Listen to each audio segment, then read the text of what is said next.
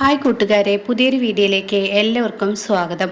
അങ്ങനെ പരമേശ്വരനെ തോൽപ്പിക്കാൻ തന്നെ ദേവി ഇറങ്ങിയിരിക്കുകയാണല്ലോ. കാളി അതിനായിട്ടുള്ള ഒരുക്കങ്ങൾ തുടങ്ങിയിരിക്കുകയാണ്. അങ്ങനെ പരമേശ്വരൻ പശുക്കൾ ചത്തു എന്നുള്ള സന്തോഷത്തിലിരിക്കുമ്പോൾ പശുക്കൾ കഥ ജീവൻ തിരികെ വന്നിരിക്കുന്നു എന്നുള്ള ആ വാർത്ത ഡോക്ടർ വിളിച്ചു പറയുന്നത് കേട്ടോ. അതോടുകൂടി പരമേശ്വരൻ്റെയും രൗദ്രതി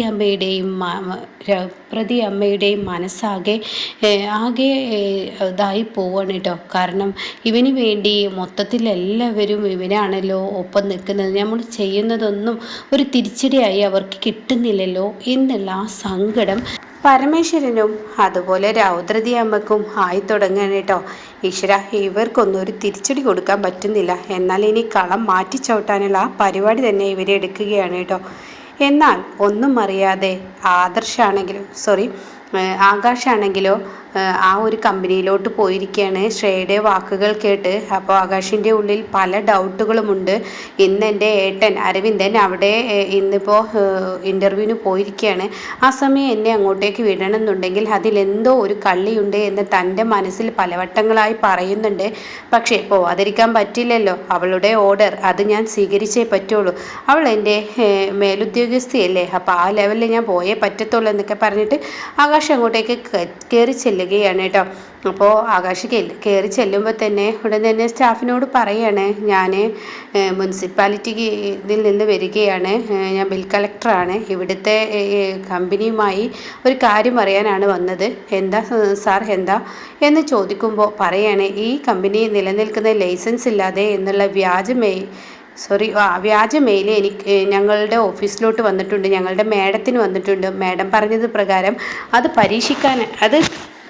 പരിശോധിക്കാനാണ് ഞങ്ങൾ ഇങ്ങോട്ടേക്ക് വന്നിരിക്കുന്നത് എന്ന് പറയുന്നത് കേട്ടോ. അപ്പോൾ ആ സമയം ഈ വാക്കുകൾ കേട്ട ഉടനെ തന്നെ പറയാണ്, പരിശോധിക്കാനോ, എന്നാൽ മാനേജറെ കാണേണ്ടി വരും, മാനേജറോട് ചെന്ന് എന്ന് പറയാണ്. അങ്ങനെ ആ പെൺകുട്ടി മാനേജറുടെ റൂമിലോട്ട് പോവുകയാണ് കേട്ടോ. അപ്പോൾ അരവിന്ദനാണെങ്കിൽ അവിടെ പുറത്തിരിക്കുന്നുണ്ടാവും. ആ സമയം ആകാശ് അങ്ങോട്ടേക്ക് കടന്നു പോകുമ്പോൾ അരവിന്ദൻ അവിടെ ഇരിക്കുന്നത് കാണാൻ കേട്ടോ. ഇത് കാണുന്നതിനോടുകൂടി അരവിന്ദനെ കണ്ട ആകാശ് ഉടൻ പറയുകയാണ്, ഏട്ടാ എന്തായി ഇൻ്റർവ്യൂ കഴിഞ്ഞോ? ഓ, ഇൻ്റർവ്യൂ കഴിഞ്ഞു. എങ്ങനെയുണ്ടായിരുന്നു? തീർച്ചയായും എനിക്ക് തന്നെയാടാ ഇത് കിട്ടത്തുള്ളൂ. ഇവരൊന്നും പോരാ, എന്നേക്കാൾ പ്രായം കുറഞ്ഞവരായതുകൊണ്ട് തന്നെ അതിൻ്റേതായ പക്വതയും പ്രാപ്തിയും അവർക്കില്ല. അതുകൊണ്ട് തന്നെ എനിക്ക് തന്നെ അത് ഞാൻ ഉറപ്പിച്ചു എന്ന് പറയുന്നു കേട്ടോ. അപ്പോൾ ആ സമയം ആ വാക്കുകളങ്ങ് കേട്ട ഉടൻ തന്നെ അരവിന്ദനോട് പറയാണ്, ഏട്ടന് ഈ ജോലി കിട്ടണം, അത് എൻ്റെയും കൂടി ആഗ്രഹമാണ്. ഏട്ടന് ഈ ജോലി കിട്ടണം ഏട്ടാ, ഏട്ടന് തന്നെ ആയിരിക്കും. ആടാ, എനിക്ക് തന്നെ ആയിരിക്കും. ആ സന്തോഷത്തിലാണ് ഞാൻ ഇരിക്കുന്നത്. ഞാനിപ്പോൾ ഒരു 3-4 പയ്യന്മാരും കൂടി ഉണ്ട്. അവരുടെ ഇൻ്റർവ്യൂവിന് ശേഷം അതിൻ്റെ റിസൾട്ട് പറയും, അത് കേൾക്കാൻ വേണ്ടി കാത്തിരിക്കുകയാണ് എന്ന് പറയുമ്പോൾ ശരി ആയിക്കോട്ടെ. അപ്പോഴാണ് കേട്ടോ ഈ സ്റ്റാഫ് വരുന്നത്. എന്നിട്ട് ഈ സ്റ്റാഫ് വന്നിട്ട് പറയാണ്, അതെ നിങ്ങളെ വിളിക്കുന്നുണ്ട് ഞങ്ങളുടെ ഓഫീസർ എന്ന് പറയുമ്പോൾ ഉടനെ ശരി ആകാശ് അങ്ങോട്ടേക്ക് പോവുകയാണ്. അങ്ങനെ ആകാശ്, ഞാൻ മുനിസിപ്പാലിറ്റി ഓഫീസിൽ നിന്ന് വരികയാണ്, ഞാനാണ് ബിൽ കളക്ടർ, അവിടുത്തെ ബിൽ കളക്ടറാണ്. എന്നോട് മാഡം പറഞ്ഞതിനനുസരിച്ച് ഞാൻ അങ്ങോട്ടേക്ക് വന്നതാ. എന്താ സാർ, എന്തെങ്കിലും പ്രശ്നമുണ്ടോ?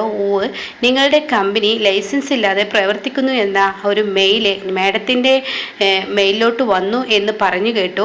അത് കേൾക്കുന്നതിനോടുകൂടി ഉടൻ തന്നെ അവർ പറയുകയാണ്, അങ്ങനെ ഒരിക്കലും ഞങ്ങൾ ചെയ്യത്തില്ല. ഞങ്ങൾ ഓരോ വർഷവും അതിൻ്റേതായ ലൈസൻസും കാര്യങ്ങളും എല്ലാം ഞങ്ങൾ കറക്റ്റായി തന്നെ എല്ലാം ചെയ്യാറുണ്ട്, എല്ലാം ഓക്കെ ആക്കാറുണ്ട് എന്നൊക്കെ ഇങ്ങനെ പറയുകയാണ് കേട്ടോ.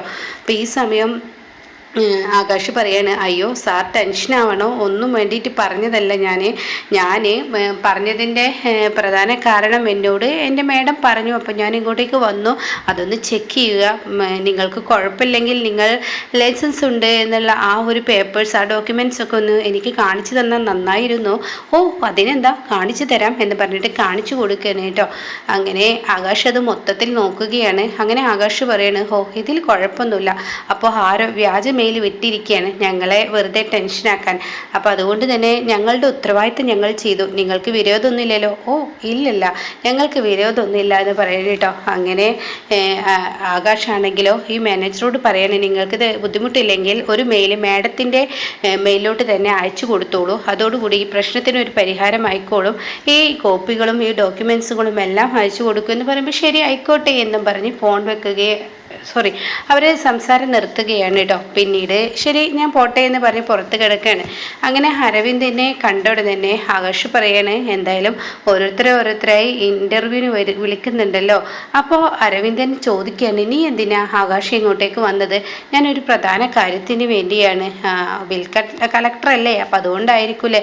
ആടാ, ഞാനൊരു പ്രധാന കാര്യത്തിന് വേണ്ടി വന്നതാണ്, അത് കഴിഞ്ഞു, ഇനി ഞാൻ പോയിക്കോട്ടെ. എന്തായാലും കൺഗ്രാറ്റുലേഷൻ, നിനക്ക് തന്നെ ജോലി കിട്ടട്ടെ എന്നൊക്കെ പറഞ്ഞിട്ട് ആകാശ് മനസ്സ് ശുദ്ധമായി തന്നെ കിട്ടണമെന്നുള്ള ആത്മാർത്ഥതയോടുകൂടി തന്നെ ആകാശ് അത് പറഞ്ഞു പോയി കേട്ടോ. പക്ഷേ തനിക്ക് വരാനിരിക്കുന്നത് എന്തെന്ന് ആകാശിനെ അറിയില്ല. എന്നാൽ ഈ സമയം ചാരു ആണെങ്കിലോ എല്ലാം കൊണ്ടും മനസ്സുകൊണ്ട് സന്തോഷവതിയായിരിക്കുകയാണ്. കാരണം തൻ്റെ പശുക്കൾക്കെല്ലാം ജീവൻ തിരികെ കിട്ടി എന്നുള്ള ആ സന്തോഷത്തോടു കൂടി ഇങ്ങനെ ചാരു ഇരിക്കുകയാണ്. അപ്പോൾ ചാരു ഇങ്ങനെ രൗദ്രതി അമ്മയോടും കിരണും ഇങ്ങനെ നിന്ന് എന്തോ സംസാരിക്കുന്നുണ്ട്. അപ്പോൾ അവരിങ്ങനെ കാര്യമായിട്ടുള്ള ഒരു ചർച്ചയാണ് നടത്തുന്നത്. അപ്പം അതിനിടയിലേക്ക് ചാരു കയറി വരികയാണ്. എന്നാൽ ഇവർ രണ്ടുപേരും ചാരു വരുന്നത് കാണുന്നില്ല കേട്ടോ. കാരണം ബാലനെ തകർക്കാനുള്ള ആ പരിപാടിയാണ് ഇവർ ചെയ്യുന്നത്. പക്ഷെ ചാരു കയറി വരുന്നത് കാണാത്തത് കൊണ്ട് തന്നെ ഇവരിത് സംസാരം തുടരുകയാണ് കേട്ടോ. ആ സമയം പെട്ടെന്ന് കാണാൻ ചാരു പിറകിൽ നിന്ന് മുത്തശ്ശി എന്ന് പറഞ്ഞുള്ള ആ വിളി വരുന്നത്. മുത്തശ്ശി എന്ന വിളി കേൾക്കുന്നതിനോടുകൂടി രണ്ടാളും ആകെ ഞെട്ടലോടുകൂടി ഒരു കുടച്ചിലാണ് കേട്ടോ. ആ കുടച്ചിൽ കാണുന്നതിനോടുകൂടി ഉടൻ തന്നെ ചാരു ചോദിക്കുകയാണ്, അയ്യോ, നിങ്ങൾ കാര്യമായിട്ട് എന്തെങ്കിലും ചർച്ച നടത്തുകയായിരുന്നോ? ഞാൻ നിങ്ങൾക്കൊരു ബുദ്ധിമുട്ടായോ? നിങ്ങൾ പെട്ടെന്നാകെ ഷോക്കായതുപോലെ. അത് കേൾക്കുന്നതിനോടുകൂടി രൗദ്രതി അമ്മ പറയുകയാണ്, അയ്യോ അങ്ങനെയൊന്നും പറയേണ്ട മോളെ, നീ ഈ വീട്ടിലെ മഹാലക്ഷ്മിയല്ലേ. ഞങ്ങൾ ഒരു ചർച്ച നടത്തി എന്നുള്ളത് സത്യം തന്നെ. പക്ഷേ അത് നീ കേൾക്കാൻ പറ്റില്ലാത്ത ചർച്ചയൊന്നുമല്ല. എന്താ നീ വന്ന കാര്യം പറഞ്ഞോളൂ. മുത്തശ്ശി എന്നും ഒരേ ഹോട്ടലിൽ നിന്ന് തന്നെയല്ലേ ഭക്ഷണം കഴിക്കുന്നത്? ഇന്ന് വേറൊരു ഹോട്ടലുണ്ട്, നല്ല അടിപൊളി ഹോട്ടലാണ്, അതിൽ നിന്നും ഭക്ഷണം വാങ്ങട്ടെ? അപ്പോഴേക്കും രമേശൻ പറയാം, ഇന്ന സ്ഥലത്തുള്ള ഇന്ന ഹോട്ടലല്ലേ? അതിലെ ടേസ്റ്റ് പറയാനില്ല, അപാരമാണ്, ഞാൻ കഴിച്ചിട്ടുണ്ട്. ചാരു, ഒരു പൊതി എനിക്കും കൂടി വാങ്ങിച്ചേക്ക് കേട്ടോ. അപ്പോഴേക്കും അവിടെ ഹേമ നിൽക്കുന്നുണ്ട് കേട്ടോ. ഹേമയും അതുപോലെ തൻ്റെ മകൾ അശ്വതിയും കൂടി അവിടെ നിൽക്കുന്നുണ്ട്. അപ്പോൾ ചാരു പറയും, ശരി ഞാനത് വാങ്ങിച്ചോളാം, എന്നാൽ ഞാൻ കുളിക്കാൻ പോട്ടെ, എൻ്റെ കുളി കഴിഞ്ഞിട്ടില്ല, കുളിക്കാൻ പോകുന്നെന്ന് പറഞ്ഞ് ചാരു അങ്ങ് പോവുകയാണ് കേട്ടോ. ഈ സമയം ഇവർ ചാരു പോയ ഉടനെ തന്നെ ഇവരുടെ അടുത്ത ചർച്ച ഇതാണ്, എടാ ഞാനൊന്ന് പറയട്ടെ, നമുക്ക് കളം മാറ്റി ചവിട്ടാമെന്ന് കിരണേ ഞാൻ എന്നോട് പറഞ്ഞില്ലേ? അപ്പോൾ എങ്ങനെ ചെയ്യാം? അതെ, ഇനി ഈ ബാലനെ തകർക്കുക എന്നുള്ളത് ഇനി നടക്കില്ല.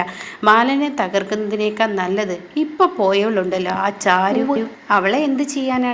അവളെ നമുക്കങ്ങ് തകർത്താലോ? എങ്ങനെ? അതെങ്ങനെ മുത്തശ്ശി? അതെ, അവളെ തകർത്ത് കഴിഞ്ഞാൽ തീർച്ചയായും ബാലൻ തകരും. ബാലന് ഈ വീട്ടിൽ ആകെ ഒരാളുടെ സ്നേഹമുള്ളൂ, അത് ഈ പറയുന്ന ചാരുവിനോടാണ്. ചാരു എന്ന് വെച്ചാൽ ജീവനാണ് ബാലന്. അപ്പോൾ അതുകൊണ്ട് തന്നെ അവൾക്ക് എന്തെങ്കിലും വന്നാൽ അവൻ്റെ മനസ്സ് നോവും, അത് ഉറപ്പുള്ള കാര്യമാണ്. അപ്പോൾ നോവുന്നതാണെങ്കിൽ നമുക്കങ്ങ് നൊന്ത് കാണിച്ചു കൊടുത്താലോ? അതെങ്ങനെ മുത്തശ്ശി? അതാ എനിക്ക് മനസ്സിലാവാത്തത് എന്ന് കിരൺ പറയുമ്പോൾ, വാ ഞാൻ പറഞ്ഞു തരാമെന്ന് പറഞ്ഞിട്ട് എന്തൊക്കെയോ പറഞ്ഞു കൊടുക്കുന്നുണ്ട് കേട്ടോ. അത് കേൾക്കുന്ന അവൻ്റെ മനസ്സ് പറയാനില്ല, അവന് വലിയ സന്തോഷമാവുകയാണ്. അവൻ പറയണ, എൻ്റെ മുത്തശ്ശി ഇത് കിടുക്കനാണ്, ഞാൻ എന്തായാലും ഏറ്റു, ഞാൻ തന്നെ ചെയ്തോളാം. നീ തന്നെ ചെയ്യണമല്ലോ, അത് അങ്ങനെയാണ്. അപ്പോൾ ഹേമയും അശ്വതിയും ഇങ്ങനെ നിന്ന് നോക്കുകയാണ് കേട്ടോ. പെട്ടെന്ന് ഇവർ തിരിഞ്ഞ് നോക്കുമ്പോൾ ഹേമയും അശ്വതിയും അവിടെ നിൽക്കുന്നുണ്ട്. അപ്പോൾ അത് കാണുന്നതിനോട് കൂടിയിട്ട് രൗദ്രതി അമ്മയ്ക്ക് ഒരു പേടിയാവാണ്. മുത്തശ്ശി ചോദിക്കുകയാണ്, അല്ല ഹേമേ, നീ എന്താ അവിടെ ഇങ്ങനെ നിൽക്കുന്നു? അതെ, ഞാനിവിടെ നിന്നത് വെറുതെയൊന്നുമല്ല, ടെറസിൽ കുറച്ച് മുളക് കൊണ്ടുപോയിടാനുണ്ട്, അത് അശ്വതിയോട് എടുത്തു കൊണ്ടുവരാൻ പറഞ്ഞതാണ്. അവളാണെങ്കിൽ പുറ്റുപോലെ ഇവിടെ നിൽക്കുന്നു, പോയി എടുത്തു കൊണ്ടുവാടി, മുളക് ഇടണ്ടേ, വേഗം വെയിലാവുന്നു എന്നൊക്കെ പറയുന്നു കേട്ടോ. ഓണമല്ലേ വരാൻ പോകുന്നത് എന്നൊക്കെ ഇങ്ങനെ പറയുകയാണ്. അപ്പോൾ ഈ സമയം ഈ വാക്കുകൾ കേൾക്കുമ്പോൾ അങ്ങനെയാണ് അല്ലേ. അപ്പോഴേക്കും അശ്വതി പോവുകയാണ്. പിന്നീട് അശ്വതി മുളകെടുത്ത് വന്ന് ഇവർ ടെറസിന് മുകളിലോട്ട് കയറുകയാണ്. എന്നാൽ മുത്തശ്ശിയും ഈ കിരണും കൂടിയിട്ട് പിന്നീട് ചാരു കുളിക്കാൻ പോയ റൂമിലോട്ട് പോവുകയാണ്. ചാരു ആണെങ്കിലോ ആ റൂമിൽ ചെല്ലുന്നു, കതക് ചാരി വെക്കുന്നു. പിന്നീട് താനൊരു തോർത്തെടുത്ത് താൻ തൻ്റെ ബാത്റൂമിലോട്ട് അങ്ങ് കയറുന്ന രംഗമാണ് കേട്ടോ. അപ്പോൾ മുത്തശ്ശിയാണെങ്കിലോ അവനെയും വിളിച്ച് അങ്ങോട്ടേക്ക് പോവുകയാണ്. എന്നിട്ട് മുത്തശ്ശി പറയാണ്, നീ കയറിക്കോ, അവളുടെ റൂമിലോട്ട് കയറ്, കതക് ചാരി വെച്ചിട്ടേ ഉള്ളൂ, നീ റൂമിലോട്ട് കയറ് എന്ന് പറയാണ്. അങ്ങനെ ചാരു അതൊന്നും അറിയുന്നില്ല. ചാരു കുളിക്കുകയാണല്ലോ. ചാരുവിൻ്റെ റൂമിലോട്ട് കിരൺ കയറുകയാണ്. പിന്നീട് കിരൺ അവിടെ കുറച്ച് നേരം ഇങ്ങനെ നിൽക്കുകയാണ്. ആ സമയം കിരണിന് തോന്നുകയാണ് ഇവിടെ നിന്നാൽ ഇനിയിപ്പോൾ ഇവള് വന്നാൽ പിടിക്കപ്പെടും. അപ്പോൾ എന്താ ഇനിയിപ്പോൾ ഒരു ഐഡിയ എന്ന് തോന്നിയിട്ട് താൻ കട്ടിനടിയിലോട്ട് പോവാണ് കേട്ടോ. എന്നാൽ മുത്തശ്ശി ഈ ഡോറിന് പുറത്ത് കാവലായി നിൽക്കുകയാണ്. അങ്ങനെ മുത്തശ്ശി കുറേ നേരമായി ഇവൻ ഇതിനുള്ളിൽ കയറി കിടന്നിട്ട് ആ പെണ്ണാണെങ്കിലും കുളിച്ചിറങ്ങുകയും ചെയ്യും. അതോടുകൂടി ഈ കള്ളത്തരം കൈയോടെ പിടിക്കും. അപ്പോൾ അത് പാടില്ല. ആ ഹേമയും അശ്വതിയും എന്താ ഇറങ്ങി വരാത്ത എന്നുള്ള ലെവലിൽ ഇങ്ങനെ നിൽക്കുകയാണ് മുത്തശ്ശി. അങ്ങനെ ഏതാനും സമയം കഴിഞ്ഞതിന് ശേഷം കാണാം ഇവർ രണ്ടുപേരും ടെറസിന് മുകളിൽ നിന്ന് താഴോട്ട് ഇറങ്ങി വരുന്നു കേട്ടോ. അപ്പോൾ ഇത് കാണുന്നതിനോട് കൂടിയിട്ട് കിരണിന് ഒരു ചെറിയൊരു സൂചന മുത്തശ്ശി കൊടുക്കുകയാണ്. എന്നിട്ട് മുത്തശ്ശി മാറി നിൽക്കുകയാണ്.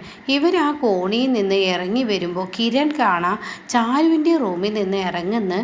എന്നിട്ട് ഇവരെങ്ങനെ നോക്കുകയാണ്. എന്നിട്ട് അവൻ്റെ ഷർട്ടിൻ്റെ ബട്ടനൊക്കെ ഒന്ന് ഇടുന്നത് പോലെ അവനങ്ങ് കാണിക്കുകയാണ്. ഇത് കാണുന്ന അശ്വതിക്ക് സഹിക്കില്ല. അശ്വതി പൊട്ടിക്കരയുകയാണ്. അപ്പോഴേക്കും കിരൺ ഒന്നും മിണ്ടാതെ പോവുകയാണ്. പോയുടൻ തന്നെ ചാരു കുളി കഴിഞ്ഞ് ഇറങ്ങുന്നു. ഡോർ തുറന്നു കിടക്കുന്ന ചാരു പെട്ടെന്ന് ഡോറ് വന്ന് അടക്കുന്നു. എന്നാൽ പുറത്താര് നിൽക്കുന്നുണ്ട് എന്ന് ചാരു ശ്രദ്ധിക്കുന്നുമില്ല. കാരണം ശ്രദ്ധിക്കേണ്ട ആവശ്യം അവിടെ ഇല്ലല്ലോ. അതുകൊണ്ടാണ് ചാരു ശ്രദ്ധിക്കാത്തത്. എങ്ങനെ തുറന്നു എന്ന് ഒരുപക്ഷെ കാറ്റിനായിരിക്കാം എന്ന ലെവലിൽ ചാരു അതൊക്കെ അടച്ച് അങ്ങ് പോയി കേട്ടോ. പക്ഷേ ഇത് രണ്ടും തെറ്റിദ്ധരിക്കുന്ന രീതിയിലാണ് ഉണ്ടായിരിക്കുന്നത്. കാരണം ഹേമയുടെയും അശ്വതിയുടെയും മുന്നിൽ കിരണും മുത്തശ്ശി അങ്ങനെയാണ് കാണിച്ചത്. ഷർട്ടിൻ്റെ ബട്ടനൊക്കെ ഒന്ന് നേരാക്കി ആ റൂമിൽ നിന്ന് ചാരുവും അവനുമായി എന്തൊക്കെ സംഭവിച്ചു എന്ന രീതിയിൽ പുറത്ത് കിടക്കുന്ന ഒരിതാണ് കാണിച്ചത് കേട്ടോ. അപ്പോൾ ഇങ്ങനെയൊക്കെയാണ് ഇപ്പോൾ ഇനി അടുത്ത എപ്പിസോഡിൽ വരാനിരിക്കുന്നത് കേട്ടോ.